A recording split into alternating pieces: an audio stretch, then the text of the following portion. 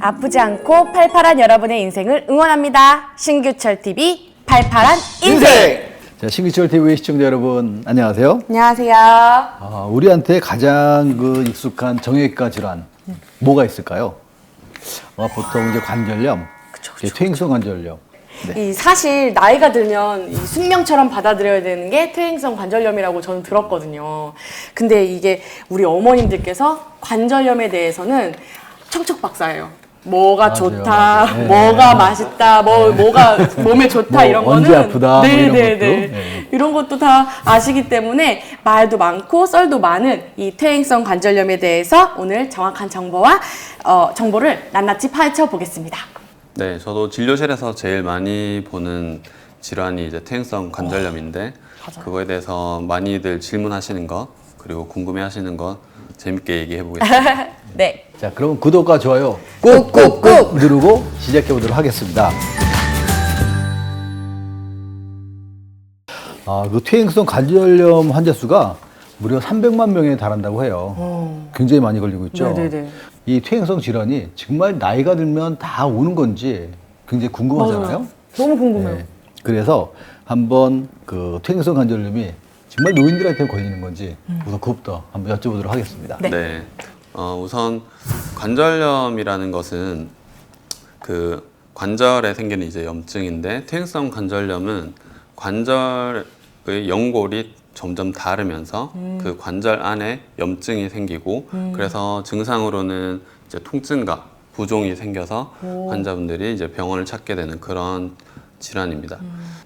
우리가 연골을 사용을 하면 그리고 노화가 될수록 그리고 점점 연골이 미세 손상이 되었다가 회복했다가 이게 손상이 됐다가도 네. 회복이 되는군요. 그렇죠. 네, 그러니까 뭐 사람의 몸이라는 게 굉장히 심하게 떨어져 나간다든지 그렇게 다쳐서 그렇게 되는 경우에는 회복이 안 되는 경우가 많이 있지만 정말 미세하게 손상이 되었다가 또 회복이 되었다가를 반복을 하는데 만약에 손상되는 속도가 빠르다든지 아니면 회복되는 속도가 느리다든지 그러면 이제 퇴행성 관절염이 올 수 있는 거겠죠. 그래서 전자의 경우에는 젊은 분이라도 그 관절을 사용하는 양이 많을 때 그럴 때는 운동을 많이 심하게 닳을- 하거나 막 이렇게 할 때. 그렇죠. 많이 닳게 되면 회복하는 게 이제 그걸 커버해 줘야 되는데 네. 하지 못할 경우 혹은 이제 어르신의 경우에는 회복되는 게 좀 더 불리하다 보니까 노화가 퇴행성 관절염의 위험 요소이고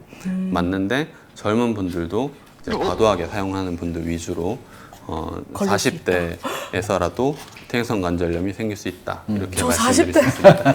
저도 절대 예외가 아니라는 점을 명심하고 오늘 사연 도착했으니까 한번 보겠습니다. 안녕하세요. 소시적 별명이 동네 뒷산 날다람쥐였는데요. 아니 그냥 요게 밤 100살이 되니까 그냥 무릎팍이 또 시큰거리고 아픈 거예요.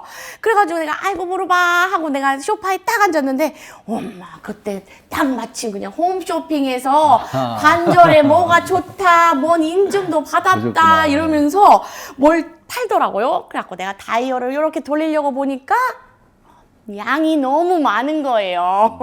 그래가지고 내가 우리 옆집 아줌씨한테 전화를 딱 걸어가지고 아줌씨 요거 좋다는데 나랑 같이 논아 먹을라요? 그랬더니 요 아줌마가 따성님 그거 아무짝에도 쓸모없어요. 그냥 우리 도가니탕이나 한 잔 먹으러 갑시다 이렇게 하시더라고요.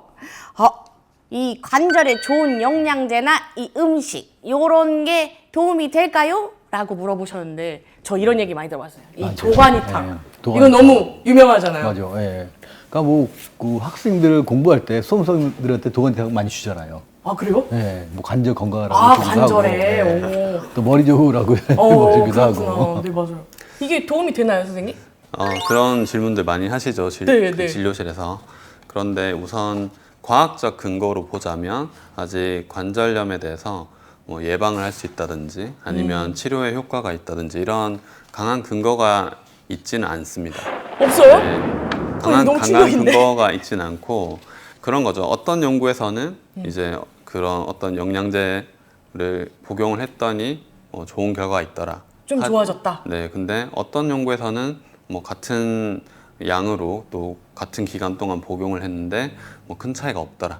복용하지 않은 분들이랑 오. 네, 그런 식으로 연구의 결과의 일관성이 크게 없는 상황이라서 그렇구나. 이제 강한 근거가 없다 이렇게 말씀을 드린 거고요. 근데 갖고 계시면은 그걸 굳이 뭐 쓸모 없다고 제가 드시지 마라 이렇게까지 하진 않죠. 왜냐하면 실제로 먹어봤을 때 효과 있을 수도 있을 수도 있거든요. 있으니까. 네. 음식도 마찬가지예요. 음식은 보관탕? 더더욱이나 그렇겠죠. 아, 이것도. 뭐 저희는 과학을 그래도 넓게 봤을 때 의사가 이제 과학자긴 아, 하니까 그러네요. 과학적 근거를 바탕으로는 그렇게 말씀드릴 수 있습니다. 근데 음식에 대해서 물어보시는 분들은 좀 다른 얘기지만 관절염 있는 분들 중에서 기분이 좀 다운돼 있는 분들, 좀 우울한 분들, 그렇죠. 몸이 막 이런 자유롭게 분들이 움직이지 않으니까. 이런 분들이 기분이 좀 다운돼 있는 분들이 그냥 전반적으로 그런 분들이 통증이 더 심한 경우도 있어서 그래서 저는 그냥 맛있는 음식이나 좋아하는 음식을 기분 좋게. 뭐 그것도 하나의 뭐 긍정적인 방향이니까요. 그쵸, 그쵸, 그쵸. 물론 뭐 과학적인 근거가 있는 건 오. 아니겠지만 그냥 그렇게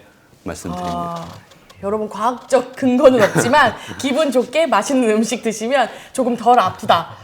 덜 아프게 느껴진다. 요렇게. 그럴 수도 있다. 그럴 수도 일단 기분이 있다. 좋아야 된다. 네네. 기분이 좋아야 된다. 그쵸, 맞아요. 우울하면 안 된다. 맞아요, 맞아요. 그거는 맞습니다. 아, 그렇군요. 띵동, 여기 사연이 또 도착했습니다. 나가 그냥 손바가지가 너무 아파가지고 그냥 병원에 갔는데 퇴행성 관절염이라고 그러는 거예요. 아니, 나는 이런 거 그냥 무릎팍에나 걸리는 건 줄 알았더니만 이 손목에도 퇴행성 관절염이 있다요. 라고 물어보셨는데 네. 손목에도 퇴행성 관절염이 있어요?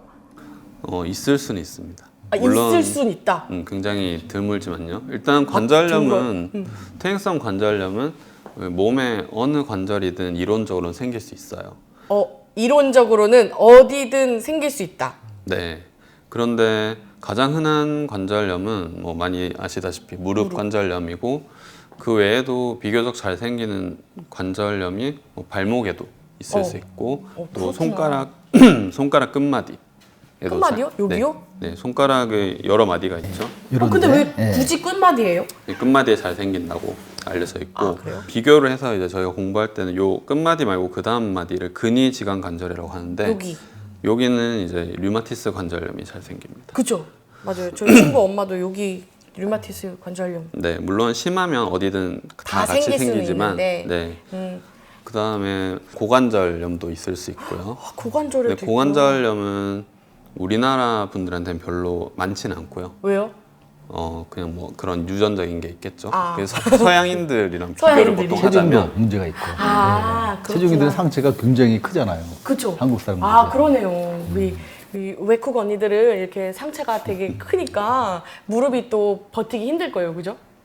그런 인종별로 뭐 관절염, 무릎도 그렇고 고관절도 그렇고 다 그런 차이가 있을 수 있고요. 그래서 아무튼 관절의 여러 관절에 다 생길 수 있는데 그 중에서 뭐 흔한 거는 그렇게 말씀드렸고 그리고 손이나 발 사이에 지금 우리가 이렇게 보면 여기는 관절이 이제 딱히 모르겠지만 없지 이렇게 않아요? 보면은 뼈가 이렇게 뭐 10개 이상 여기 굉장히 있거든요. 많죠. 그래요? 여기가 다 관절로도 있죠. 이거. 그래요? 네. 아니, 저희는 그냥 손바닥 이렇게 생각을 하는데 여기 관절이 네. 되게 그 많군요. 뼈와 뼈 사이가 전부 관절이다 보니까 아. 그래서 물론 곳곳에 다 관절염이 생길 수 있어요. 물론 뭐 그 흔한 거 위주로 아시는 게 중요하지만 그쵸. 손에서는 손끝마디랑 그 다음에 여기 이제 뼈가 여기 하나 둘 세 번째까지 있고 둘, 셋. 여기랑 그 다음에 여기 있는 작은 뼈랑 만나는 여기 이 관절에도 관절염이 종종 생깁니다. 너무 어렵네요, 선생님. 여기 움직이는 부위 있죠? 네. 움직이는 부위는 다 관절이 있다고 생각하시면 돼요. 그럼 우리 손은 잘 모르니까 이렇게 닭발 생각하면 그 닭발 사이사이에 다 관절이 있으니까 그거 똑같은 거죠. 그런 거죠. 이렇게 구리는 것도 그쵸, 이렇게. 하나, 둘, 셋 이게 다 관절이니까 구러지는 그쵸, 거고. 그쵸. 이렇게 닭발 드실 때 여러분 이렇게 똑똑똑 끊어 먹는 그 거기가 다 관절이죠. 관절이 있는 거예요. 근데 우리 몸에도 다 같이 있다는 거, 그렇죠? 네. 오, 띵동, 여기 사연이 도착했습니다. 60대 후반 여성인데요. 아니, 나 퇴행성 관절염으로 고생한 지 벌써 10년이 넘었어요. 내가 치료도 받아보고 약도 먹고 이 운동도 열심히 하고 시술까지 받았는데 나 이게 쉽게 낫지가 않네요. 근데 요번에 아파서 병원에 갔더니 나보고 인공관절 수술을 하라는 거야. 아니, 나 아직 70대도 안 됐는데 뭐 벌써 인공관절 해도 될까요? 이렇게 물어보시면서 이게 인공관절 수술은 정말 어느 때 어떻게 결정을 해야 되는지 너무 궁금하시다고 하시더라고요. 어떻게? 저도 너무 궁금해요. 인공관절 수술하십시오. 이렇게 하면 할게요 해야 되는지 아니면 전 좀 이따 하겠습니다 이렇게 해야 되는지 선생님 네. 잘 설명해 주세요. 그 무릎을 인공관절을 할지 말지에 대해서는 뭐 다양한 요소를 많이 고려를 해야 되는데 네. 제가 가장 중요하게 생각하는 요소는 세 가지입니다. 세 가지 네, 첫째는 관절염의 정도, 둘째는 그 퇴행성 관절염으로 인한 통증의 정도, 통증의 정도. 세 번째는 나이. 아. 이렇게 생각을 하는데요. 우선 첫째 관절염의 정도라는 것은 이제 퇴행성 관절염은 연골이 닳고 닳으면서 생기는 그런 그쵸, 병이라고 아까 말씀을 드렸어요. 네네. 그래서 그 연골이 얼마나 닳았냐에 따라서 저희가 4단계로 고통을 나누고 절반 이상 닳은 것을 이제 3단계, 4단계인데 그 중에서도 이제 절반을 또 나눠서 더 심한 쪽이 4단계, 좀 덜 심한 쪽이 3단계입니다. 둘 다 심하긴 한 거죠. 네네. 네, 그래서 4단계의 경우에는 좀 더 젊은 분도 하는 경우가 있고 3단계의 경우 이제 비수술적 치료를 해봐서 호전이 없는 경우에는 수술을. 보통은 65세 이상에서 인공관절 수술을 고민을 해볼 수 있습니다. 65세 이상. 둘째는 아까 말씀드렸던 퇴행성 관절염으로 인한 통증의 정도입니다. 그쵸. 그 통증의 정도는 주관적인 거죠. 그래서 잘 견디시는 분은 그냥 잘 견디시는 거고 쉽게 아픈 분들이 또 있을 수 있는데 조금인데 많이 아프신 분들. 뭐 그거는 이제 환자분이 다 느끼는 거에 따라 다르니까요. 근데 관절염의 정도가 그 통증의 정도랑 완전히 일치하진 않습니다. 그래서 어떤 분들은 연골이 다 닳아 있는 4단계의 그런 관절염에서도 별로 아프지 않고 지낸다는 분도 있고요. 그냥 아프지 않으니까 그냥 잘 모르실 수도 있겠네요. 근데 통증을 모른다는 건 그냥 통증이 없는 거니까 좀 상관이 없습니다. 퇴행성 관절염이라면. 네. 만약에 3단계여도 이것저것 다 치료를 해봤는데 호전이 없더라. 그러면은 이제 통증이 너무 심하면 인공관절 수술을 고려할 수 있다는 거죠. 그래서 통증의 정도가 일단은 굉장히 중요합니다. 네, 중요하고 그다음 세 번째로는 나이인데요. 네. 나이를 고려한다는 것은 이제 인공관절의 수명이 있으니까. 수명이 인공관절의 수명. 얼마 정도 돼요? 몇 년 전에도 20년, 25년 얘기를 했어요. 근데 점점 발전을 하고 있으니까 뭐 더 늘어났을 수 있겠죠. 근데 뭐 정확히는 알 수가 없죠. 그쵸, 이것도 사람마다 사람은 다르죠. 차이니까. 예. 게다가 이제 요번에 최신 버전이 나왔어요. 근데 인공관절의 최신 버전. 네, 만약에 나왔는데 이거를 아직 30년 써본 게 아니니까 그쵸. 알 수가 없죠. 그러네, 알 수가 없네요. 그런 식으로 이제 예전에 나왔던 것들 기준으로 말씀드리고 그거를 더 좋아지겠지 하고 생각해서 말씀드리는 게 그러니까 20년, 25년보다 더 쓸 수도 있다. 이렇게 얘기를 할 수 있고요. 젊으실 때 하는 거는 당연히 불리합니다. 왜요? 왜냐하면 두번 인공관절 쓸 수 수술 그러네. 한 번 더 재치환술이라는 좀 더 의사에게도 좀 더 어렵고 수술 후 환자분들 만족도도 첫 수술보다 당연히 떨어질 수밖에 그렇죠. 없는 네, 그런 수술을 해야 될 수 있으니까 그래서 젊으실 때는 피하시는 게 좋다고 말씀드릴 수 있죠. 그 다음에 그럼 언제까지는 할 수 있는가? 네. 그거는 뭐 그것도 정해진 건 없어요. 정해진 건 없는데 뭐 예를 들자면 80대 어르신이 오셨는데 네. 다른 내과적인 질환, 심장이나 뭐 폐, 콩팥, 간 이런 것들 다 좋으세요. 다 건강하셔. 좋으시고 그냥 연세만 많으신데 활동도 많이 하시고 그런데 산책 다니고 가볍게 운동도 하고 여행도 다니려고 하니까 무릎이 너무 아파서 그 퇴행성 관절염이 진단이 되었다. 그런 상태에서 여러 비수술적 치료를 해봤는데도 호전이 되지 없다. 네. 그러면은 이분이 그냥 80세 이상 이렇게 너무 고령이시니까 네네. 수술을 하면 안 될까 이렇게 생각을 할 수도 있는데 그쵸. 저는 그래도 다른 내과적인 그런 몸의 전반적인 건강 상태가 더 중요하다고 생각을 하고 그냥 나이 그 정도 되면 이제 나이가 뭐 숫자에 불과하다는 말을 적용할 수 있는 상황이죠. 그쵸. 그런 경우에는 그냥 수술을 진행을 하는 겁니다. 심지어는 80대 중후반이셔도 수술을 네, 활동이 원래 좋으시다면 원래 몸이 좀 네. 괜찮으신 분들은 80대 네. 이상도 할 수 수술을 있다. 할 수 있다. 네, 고려할 수 있다.